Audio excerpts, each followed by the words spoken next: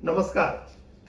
बिहार, उत्तर प्रदेश और लगभग पूरी हिंदी पट्टी में एक कहावत बहुत चर्चित है कि जात भी गंवाए और भात भी खाने को नहीं मिली। इसको अखिल भारतीय स्तर पर या हिंदी उर्दू में जो मुहावरा है उसमें कहा जाता है कि न खुदा मिला न विसाले सनम। कांग्रेस पार्टी की आजकल यही स्थिति हो गई है। कांग्रेस पार्टी जहां सरकार में है वहां जबरदस्ती वो सरकार में शामिल हो रही है और उसे कुछ नहीं मिल रहा है। जहां विपक्ष में है वहां भी सहयोगी पार्टियां उसे कुछ नहीं दे रही हैं। सोचे कांग्रेस पार्टी की एक जमाने में क्या स्थिति थी, उसके आला कमान की क्या हैसियत होती थी और आज क्या हैसियत हो गई है। कांग्रेस की राष्ट्रीय अध्यक्ष सोनिया गांधी अपनी छोटी छोटी सहयोगी पार्टियों से मुंह खोल करके कुछ मांग रही हैं और वो उनको ठेंगा दिखा दे रहे हैं। कांग्रेस पार्टी के बड़े नेता जो आज के मौजूदा समय के प्रबंधक हैं, जो संगठन महामंत्री हैं या जो प्रभारी हैं, वो सब मुंह देख रहे हैं और छोटे छोटे सहयोगी दलों के नेता सीधे दिल्ली आकर के सोनिया गांधी से मिल रहे हैं, सोनिया गांधी से बात कर रहे हैं, मीडिया में ऐसा मैसेज बनवा रहे हैं जैसे सोनिया गांधी से उन्होंने हरी झंडी ली है और कांग्रेस को ठेंगा दिखा दे रहे हैं। यही स्थिति बिहार में है, यही स्थिति झारखंड में है, महाराष्ट्र में भी यही स्थिति है और कमोबेश तमिलनाडु में भी यही स्थिति है। सबसे पहले बिहार की बात करते हैं। बिहार में कांग्रेस पार्टी अभी सरकार में शामिल हुई है। जेडीयू और बीजेपी का तालमेल टूटने के बाद कांग्रेस पार्टी को सत्ता में शामिल होने का मौका मिला। कांग्रेस पार्टी सरकार में शामिल हुई और उसके 2 मंत्री बनाए गए। सिर्फ 2 मंत्री, कांग्रेस के 19 विधायक हैं और उनमें से सिर्फ 2 लोगों को मंत्री बनाया गया और उन्हें भी विभाग दिया गया पंचायती राज का और मछली पालन का। सोचे इसके पहले, ठीक पहले जब सरकार बनी वहां मुख्यमंत्री और उप मुख्यमंत्री ने शपथ ली और मंत्रिमंडल का गठन होना था, उसके पहले तेजस्वी यादव दिल्ली आए और उन्होंने सोनिया गांधी से मुलाकात की। वह कोई शिष्टाचार मुलाकात नहीं थी क्योंकि मीडिया में यह खबर ब्रीफ की गई, यह खबर चली कि तेजस्वी यादव ने सोनिया गांधी से मंत्रिमंडल गठन को लेकर के बात की है, कांग्रेस के मंत्रियों की संख्या को लेकर के बात हुई है, कांग्रेस को दिए जाने वाले विभागों को लेकर के बात हुई है। अब सोचिए, क्या सोनिया गांधी के सामने तेजस्वी यादव ने यह कहा था कि हम आपको 2 मंत्री पद देंगे और उनको मछली पालन और पंचायती राज का विभाग देंगे? पहला सवाल तो यह है कि सरकार गठन के बारे में बात करने के लिए किसी सहयोगी पार्टी के नेता को सोनिया गांधी से क्यों मिलना था? यह बात क्यों नहीं प्रभारी महासचिव और संगठन महामंत्री के स्तर पर हुई? और अगर सोनिया गांधी से मुलाकात हुई तो ऐसी कोई कमिटमेंट उनके सामने हुई क्या कि वो बिहार में कांग्रेस को सिर्फ 2 मंत्री मिलेंगे, 2 मंत्री पद मिलेंगे?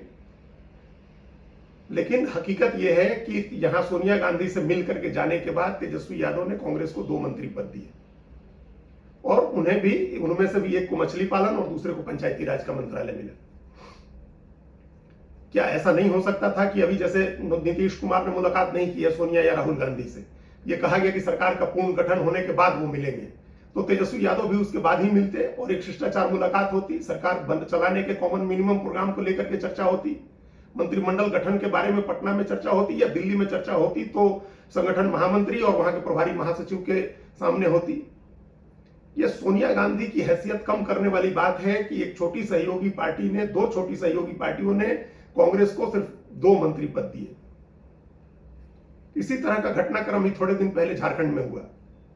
झारखंड में बल्कि इससे ज्यादा अपमानजनक कांग्रेस के लिए, कांग्रेस आलाकमान के लिए ज्यादा अपमानजनक घटना हुई। अभी अप्रैल में जब राज्यसभा के चुनाव हो रहे थे तो वहां 2 सीटें जो खाली हो रही थी उसमें 1 सीट कांग्रेस को मिलनी थी, 1 सीट कांग्रेस अलायंस मतलब जेएमएम और कांग्रेस को मिलनी थी।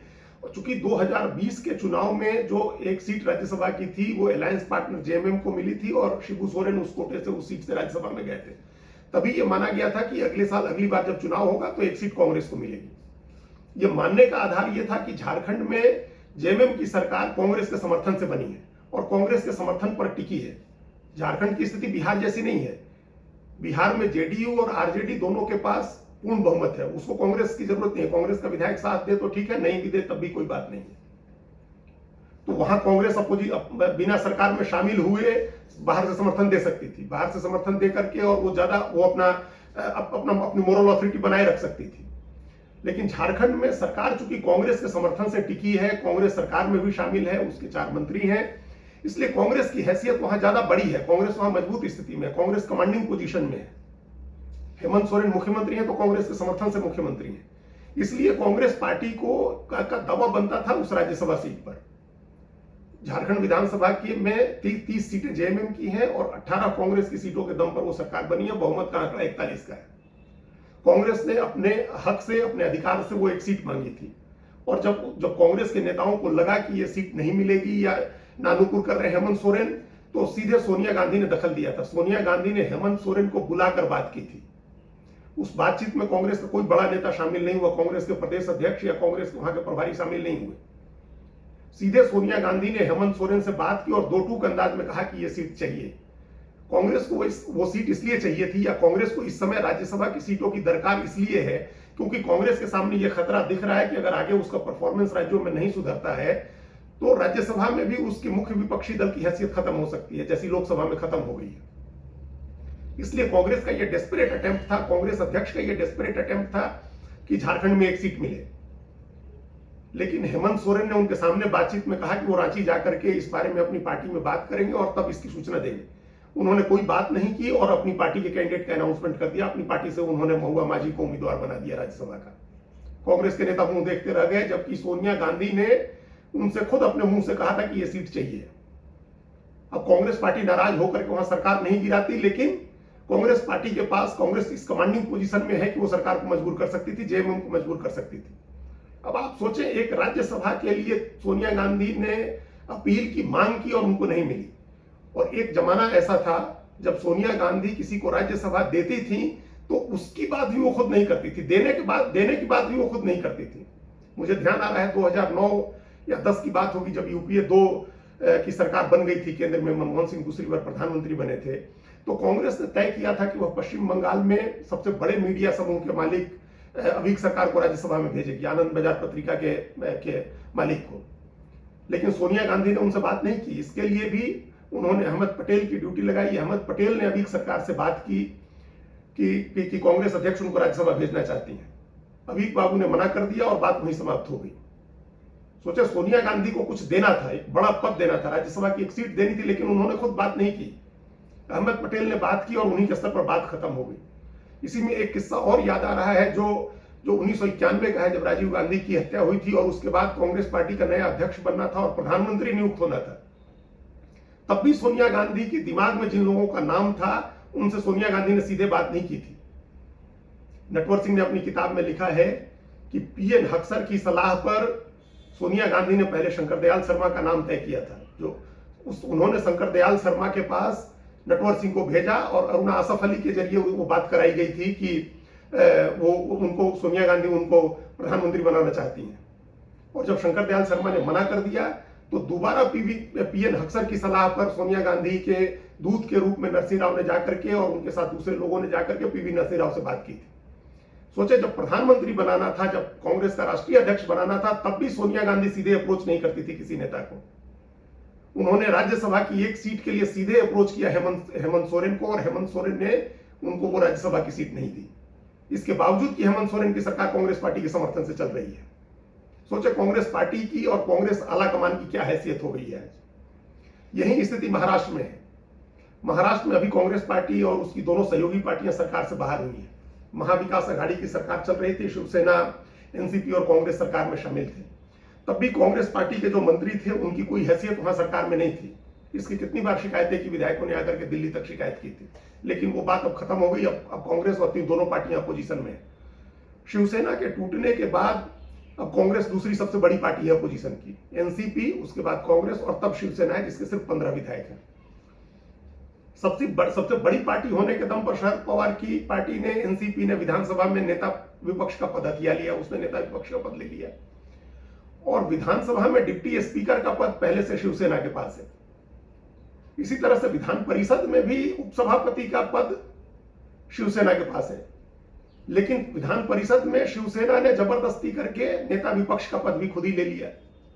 जबकि एनसीपी और शिवसेना और कांग्रेस तीनों के 12 विधान पार्षद हैं।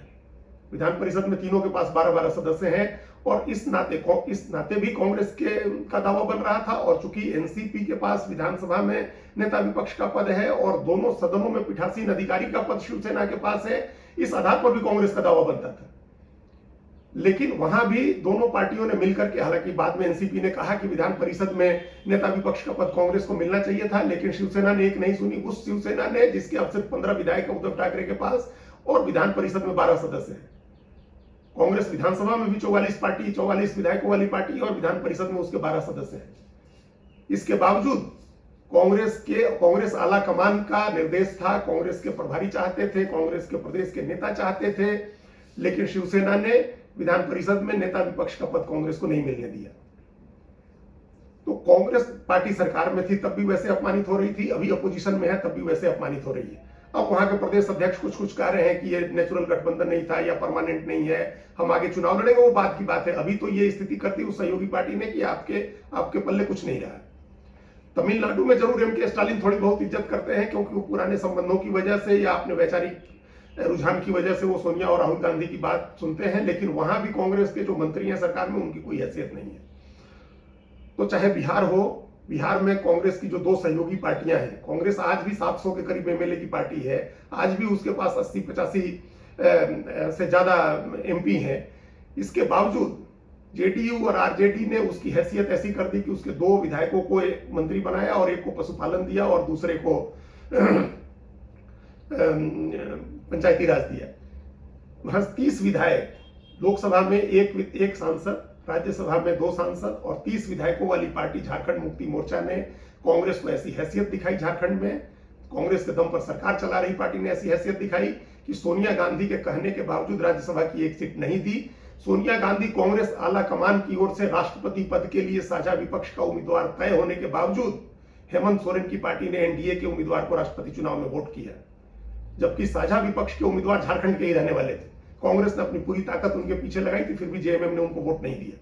तो झारखंड में इतनी छोटी पार्टी ने कांग्रेस अध्यक्ष के कहने से राज्यसभा नहीं दी, कांग्रेस के कहने से राष्ट्रपति चुनाव में वोट नहीं किया, जबकि उसकी सरकार कांग्रेस के दम पर चल रही है।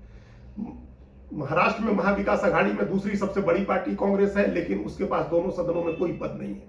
तमिलनाडु में भी नाम के लिए उसके मंत्री सरकार में बैठे हुए हैं। ये स्थिति सिर्फ इसलिए नहीं हुई है कि कांग्रेस पार्टी बहुत कमजोर हो गई है। कांग्रेस पार्टी के पास अब भी 52 सदस्य लोकसभा में और 31 सदस्य राज्यसभा में, 700 के करीब एमएलए हैं देश भर में, और अभी भी अखिल भारतीय स्तर पर कांग्रेस पार्टी का संगठन मजबूत है और हर राज्य में उसके पास अच्छे मजबूत दमदार नेता हैं। कांग्रेस की हैसियत, कांग्रेस की ये स्थिति ऐसी हुई है, कांग्रेस आला कमान की ऐसी अपमानजनक स्थिति इसलिए बनी है क्योंकि कांग्रेस का प्रबंधन करने वाले अभी जो नेता हैं उनकी अपनी कोई हैसियत नहीं है। राहुल गांधी ने अपनी गलतियों से या सोनिया गांधी की अनदेखी की वजह से ऐसे नेता शीर्ष पर बैठे हैं, ऐसे नेता प्रभारी बने हैं जिनकी अपनी कोई हैसियत नहीं है। ये नेता अपने आला कमान को अपमानित होते देख रहे हैं। अगर इनको ठीक नहीं किया गया, कांग्रेस ने ये अपनी स्थिति ठीक नहीं की, मजबूत नेता नहीं बनाए और अपना ये सिस्टम बहाल नहीं किया कि जो भी बात होगी पहले महासचिव के स्तर पर होगी, उसके बाद ऑब्जर्वर के स्तर पर होगी और आखिर में बात राष्ट्रीय अध्यक्ष तक पहुंचेगी या सर्वोच्च नेता तक पहुंचेगी। जो जैसी स्थिति, जैसा सिस्टम अभी बीजेपी में है, कांग्रेस ने वैसा सिस्टम नहीं बनाया, तो अभी कांग्रेस आला कमान को और अपमानित होना पड़ेगा। धन्यवाद।